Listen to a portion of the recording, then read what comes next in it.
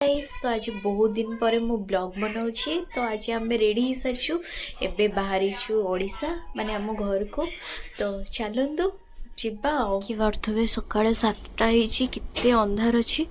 तबे आम बाहर फाइनाली बाहर टिके टिके दिन है पहुँची जाइए आमर बस आसब तो ये देखते 8टा बजला आम जस्ट टिके टिके धुआ हो सार पूरा रेडी आ बस रे फाइनाली बसी गलु आ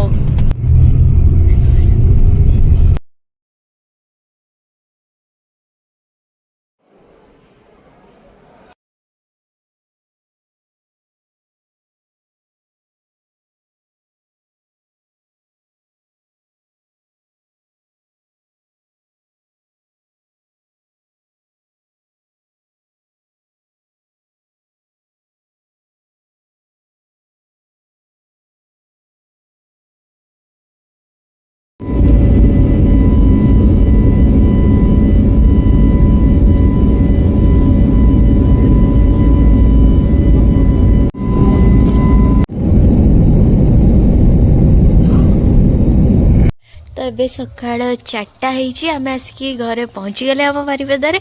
तो मुझे रोची देखा पुणी आ गोटे वीडियो